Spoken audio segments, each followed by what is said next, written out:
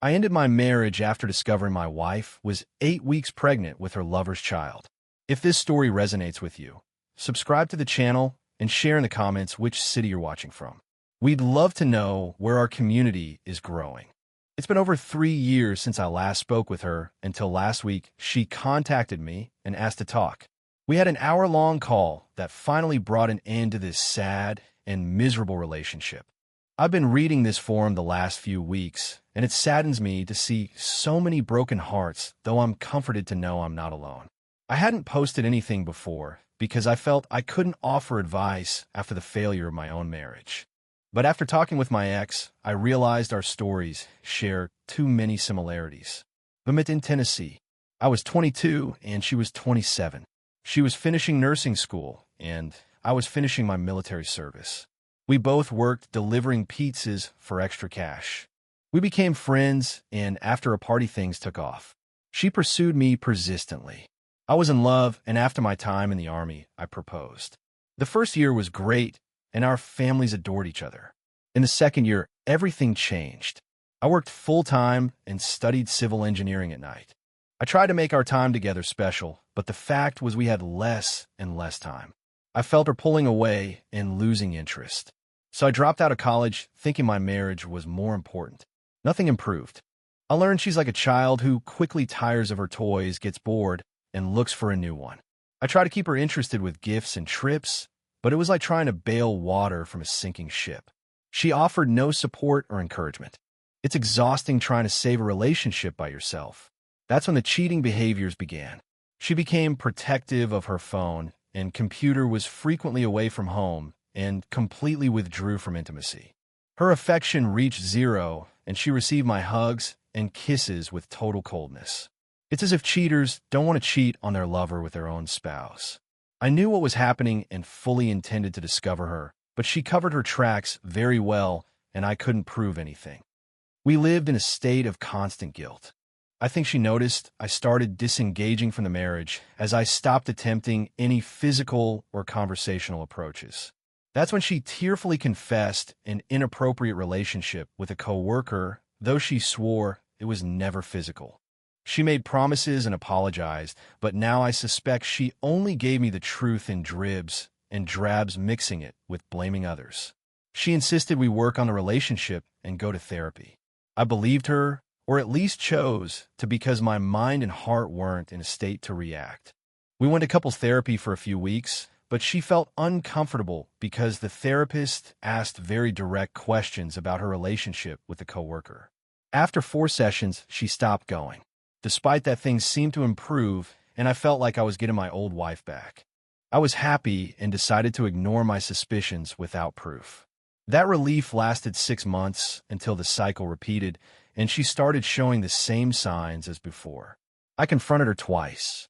She dismissed it, saying it was her stress or my immaturity, something she always threw in my face because of our age difference. Intimacy stopped completely because she lost all interest in me, and then it happened. I came home and found her early, sitting on our bed and crying. I sat with her and begged her to talk to me. She told me she was pregnant. For an instant, I felt joy, but my brain reacted, remembering how long it had been since our last time. I saw it on her face. I asked her how far along she was. 8 weeks. We hadn't had intimacy for over 4 months. I got up and left the room while she ran after me. Comparing that conversation to what I read from other users, it amazes me that all cheaters say the same thing. It was just once, it didn't mean anything. I've only loved you. Of all the lies they tell, the last one hurts the most. I told her I'd leave the house and come back in an hour alone. Then I'd listen to what she had to say. I was trembling, furious, and honestly, if I'd stayed, it wouldn't have ended well for either of us. I drove to an empty parking lot and cried uncontrollably. Something inside me literally broke in that hour. My heart died and turned to ice, and it remains so to this day. When I returned home, I was cold and emotionless. I didn't have to pretend to be a stone. I had become one. She insisted we could get through this, reminding me how happy I looked when she first told me the news. She started talking about how we wanted to start a family. She threw the baby's innocence in my face and how he or she would need a father. She went on like this for almost 20 minutes while I stared at her, in absolute silence.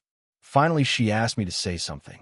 I told her she was asking for reconciliation, but almost every word she said was a lie. I clarified that if she wanted me to even consider it, she should start by telling the truth that it had been the same lover all along, even since the previous year. She insisted it was always just physical, that she never loved him, and that she loved me. She confessed to me that the guy had no interest in a relationship with her outside of the physical, and that he was pressuring her to terminate the pregnancy. She said she did want a family, and that she wanted it with me. I replied that our marriage had ended a year and a half ago, only I'd just found out. I ordered her to pack what she needed for 3 days and leave the house. She refused to leave and kept trying to talk to me. Normally her tears would have broken my will, but that night I looked at her and felt nothing. The part of me that loved had died. I locked myself in the guest room and the next day hired a lawyer. The child's paternity was more than enough proof for a full divorce. I didn't want to wait that long, so we negotiated an uncontested divorce in mediation. When I came home, she tried to intimate with me. I felt shocked and disgusted. I warned her that would never happen again. We reached a financial agreement. The largest asset was our house, and most of the debt was her student loan. I ceded my share of the house so she could sell it. She was going to keep the baby, and I wanted her to have that money. I just wanted to leave freely. In the end, I took nothing but my military bag with clothes, some tools, firearms, and military souvenirs. They were things that were already mine before we got married. Everything in that house, everything she'd touched, was simply contaminated for me. I wanted nothing from that marriage, just to bury it in the past. The divorce was finalized 13 months later. I saw her twice during mediation, and we barely spoke. She was heavily pregnant. I thought it would be difficult to see her like that, but I felt nothing, neither love nor hate, nothing. She was a stranger to me. I moved to Florida and got a low-paying but undemanding civil service job. Now I live a very simple life. I bought and renovated a small house on the Gulf Coast. I have a boat and go fishing almost every weekend. I have very few friends and hardly go out. I have serious trust issues and don't enjoy the company of others. I'm wary of women's attention, especially those I'm attracted to. I'm 27 years old, I'm in good physical shape, and I know I'm attractive to some, but the idea of having an intimate relationship or trusting someone at that level seems impossible to me, at least for a very long time. I'm the opposite of the man I used to be in almost every aspect. All my affections reserved for Stormy, my black Labrador, who accompanies me almost everywhere. I'm not exactly happy. It still bothers me when something reminds me of my ex and what happened. Sometimes I feel an overwhelming sense of loss. I know I didn't lose anything because I actually never had anything real, but I can't help but feel that way. The good thing about my job is that I'm almost always alone and outdoors, and I can often bring my dog. If I haven't found happiness after the divorce, at least I found peace, and I'm content with that. However, last week the past, I thought was Barry called me. I don't know how she got my number, but I wasn't hiding. We talked for an hour. At first, she was kind, making it seem like she just wanted to know how I was, but the hidden purpose was to sound out a possible reconnection. She told me she gave birth to a healthy girl 2 years ago. Paternity was never in doubt because of the dates. The lover wasn't at the birth and has almost no contact with his daughter. Single motherhood's difficult, and although she receives financial support from him, she had to take him to court to get it. She was alone and unhappy. I told her I was sorry she felt that way, but it wasn't my problem. I confessed that she'd broken my heart, and it was still broken to this day. I simply told her I didn't love her, that I couldn't love anyone anymore, and that I wanted nothing to do with her. She made all the decisions for us, for her, for me, and for her daughter, and only left me one option: to walk away. I asked her not to contact me again. The final similarity between all the stories on this forum is this: a selfish person made a selfish decision and damaged the lives of 3 people, one of whom wasn't even born. I wish cheaters understood they hurt everyone around them, but if they're already selfish enough to cheat, they probably don't care. A few weeks ago, I posted my story here. In the 3 years since my divorce, I built a new life, but it was a lonely life lacking friendships and trust. Reading your comments and talking with many of you, I realized I shouldn't give her so much power over my present. I thought I lived on my own terms, but it wasn't true. By staying closed off and distrustful, I was still paying an emotional debt I didn't owe. I said I hadn't taken anything from my failed marriage, but it wasn't entirely true. I still kept my wedding ring in a cigar box. I didn't attach emotional importance to it, but now I wonder if its mere presence drained my energy. The day before yesterday, while fishing in the Gulf with my dog Stormy, I impulsively took the ring and threw it into the sea. When that piece of gold sank 70 feet deep in the Gulf waters, I felt a huge weight lifted from me, like an anchor holding me back. You were right, it's not enough to survive infidelity and divorce. It's time to live again. I've started dating someone, a local girl I met by chance. We went to a party last night and had a great time. I owe a lot to all of you. Your messages made me see something I couldn't notice. For those starting this process, listen to the advice on this forum. Don't waste time regretting what you think you've lost. That pain's a useless burden for people who betrayed you. Freedom begins when you realize you just have to let go. After 3 years of refusing any relationship, I finally opened myself up to the possibility of finding love again. I've been dating a girl a year younger than me who's never been married. It's time to live again. Things are going pretty well. The relationship was getting more serious, and we started having deep conversations. It was in one of those chats where she dropped the bomb. She told me she was very interested in polyamorous relationships and could never be satisfied with just one partner. I admit I needed someone to explain the concept to me. That's how uninterested or old-fashioned I am. She explained that we could have multiple partners as long as it was only physical, always returning to each other for the emotional connection.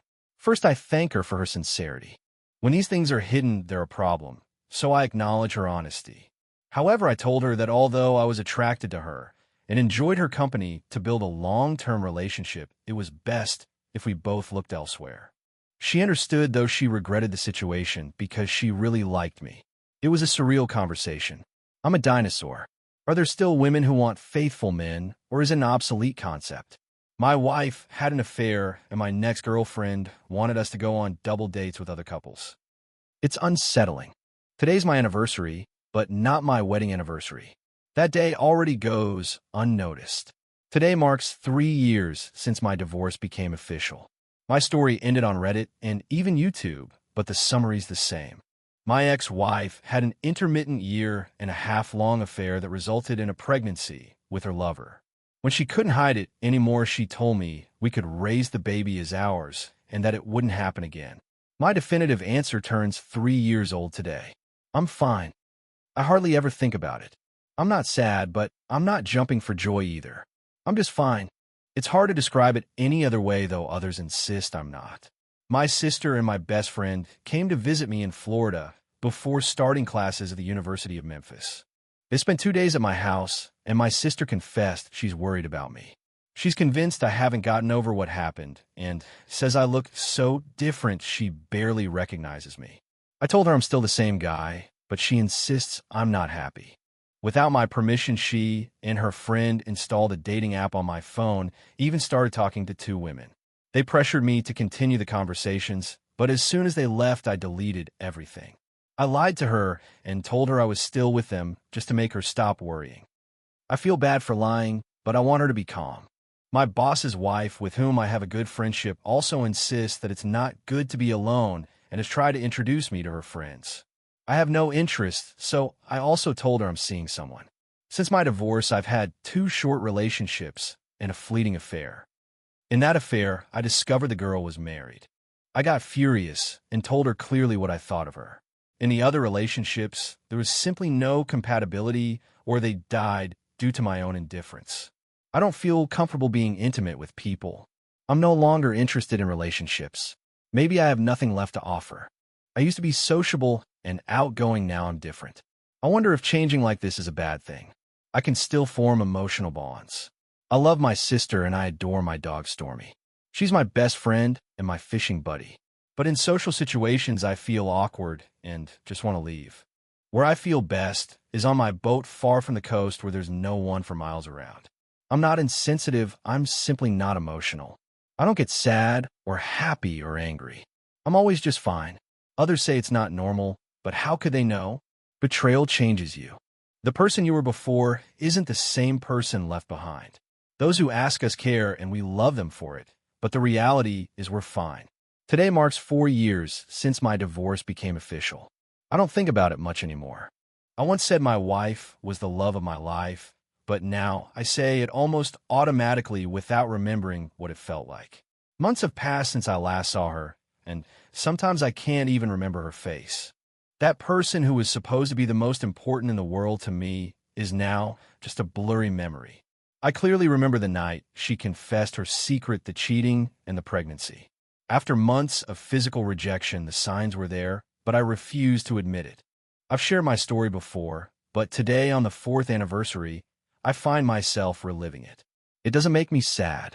In fact, I've been practically emotionless since that day. At that moment, the world went silent. Everything became crystal clear. The wife I loved was gone, and the life I expected never existed. I didn't yell or get angry, I just became numb. I told her it was over, that I'd file for divorce, and 2 weeks later she left. Today, remembering her generates no pain, anguish, or anger, nothing. The lesson is that everything's impermanent. Holding on to what's lost is just vanity that ultimately hurts you. Now I have a new life in another state, and I feel I'm fine, but my family and friends insist I need help because my personality changed radically. I used to be outgoing and happy. Now I prefer solitude and the company of my dog. I don't think there's anything wrong with me. I simply reached a different balance after a traumatic event. However, at my sister's insistence, I started individual therapy. The therapist asked me when was the last time I felt truly happy or sad, and I realized I haven't felt a strong emotion since the night my marriage ended. Since then, I've just been fine. The therapist says I have a flat effect and has referred me to a psychiatrist and a neurologist. He talks about psychoactive drugs. What? For what I've researched, they have undesirable side effects and are expensive. I feel this is getting out of control with doctors and hospitals when I simply believe it's okay to be fine. Am I seriously considering looking for another therapist or just forgetting about all this? Any advice would be welcome. Update. I decided it was time to confront the ghosts of my past. After 4 years, I returned to the city where everything fell apart. Not for nostalgia, but to see if any trace remained of the person I used to be. As I passed through the old neighborhood, I saw her.